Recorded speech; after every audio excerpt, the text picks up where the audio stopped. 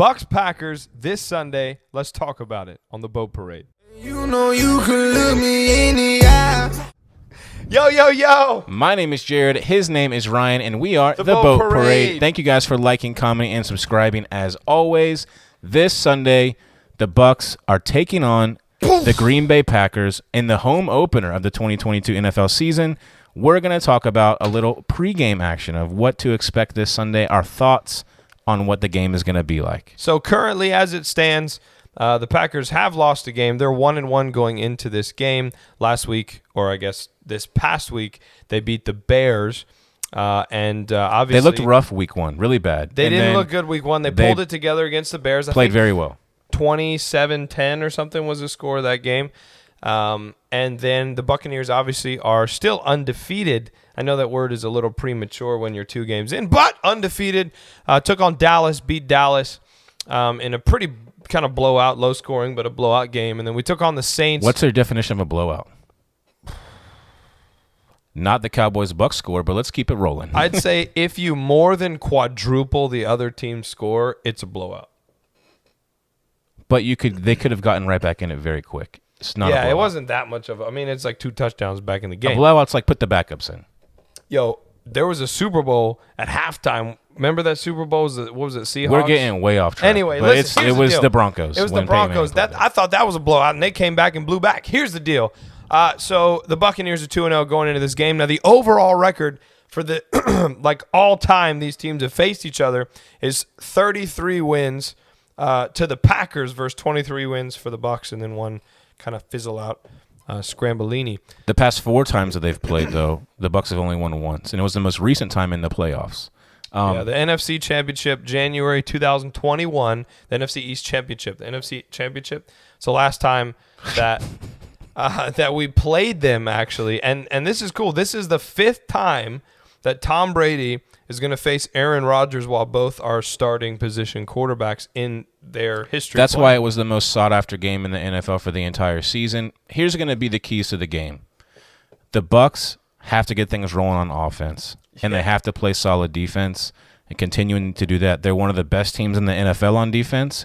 They have to continue that. The Packers have 2 very good running backs, and they also have Aaron Rodgers. I know they lost, Devontae Adams. So they've been struggling on passing the ball, but they're running the ball very good. The Bucs, pretty solid run defense, excellent pass defense.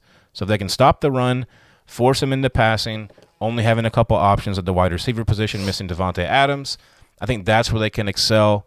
The Bucs are like +4 turnover differential for the season, and the Packers are like minus. So if we can do that, force turnovers, not give up turnovers, get the running game going on offense because Lenny didn't get the ball going last week. Those are going to be the keys for the Bucs to win. Yeah, I mean, you bring up the Packers, on running. They have a guy named Aaron Jones. Now, he's coming off a pretty hot game against the Bears. He had 132 rushing yards. He's good.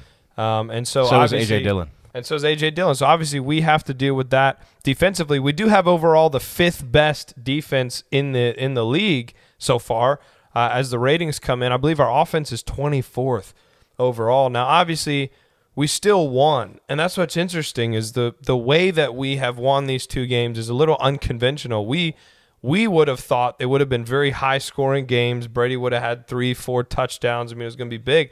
I thought Leonard Fournette was going to show up big against the Saints, and that wasn't the case. And so I think this is going to be a great matchup. We get the opportunity to actually be at the game. We're going to sit in the new seating section that they just put in. Raymond What's James. it called? The Nest? The Nest. We're sitting in, I think it is the Nest. I don't know. South end zone, new seats. So we're sitting there. We'll be the Right first there. people to ever sit. Like right here, we'll be sitting in the air. Bang! And we'll be the first people ever to sit in the seats that we're sitting in because this is a home opener. And so I'm excited. So this is my question. Do you have a score prediction for this Sunday? 27-24 Bucs. Literally, I was about to say 27-24 Bucs. I think 24-21 Bucs, 27-24 Bucs, whatever the case may be. Obviously, when we beat them in 2021 in the NFC Championship, we won 31-26, kind of a weird score. But I think that kind of 3 to 5 point Bucs win margin. Now, FanDuel has the Bucs at they're up 1.5. So we're going to see how this game goes. If you're only getting 1.5 points at home, that's them saying that they're favoring the other team to win, because typically home field advantage is 3 points. Here would be like my predictions for the scores that are going to happen. And if this happens, it'd be kind of wild. Obviously, 2 field goals. I think Leonard Fournette gets a receiving touchdown and a rushing touchdown. And I think Julio Jones plays and gets a receiving touchdown. You know, I actually have to agree with you. I think Julio Jones is going to show up big with Mike Evans being suspended. We have a video out about that if you guys don't know what happened.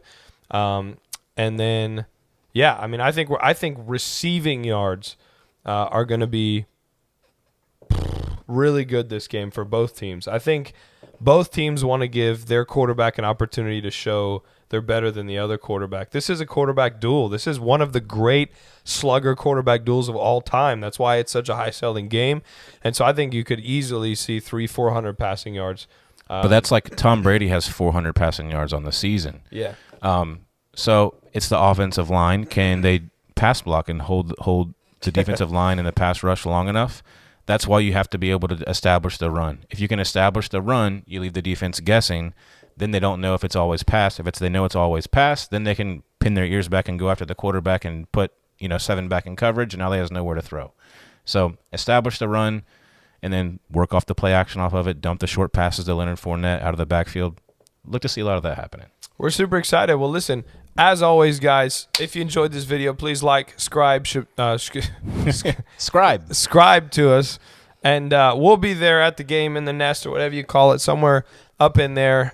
So if you want to come see us, give us a hello. We're looking forward to it. We're going to have a lot of Bucs content coming out, obviously, and we'll do a video about the game.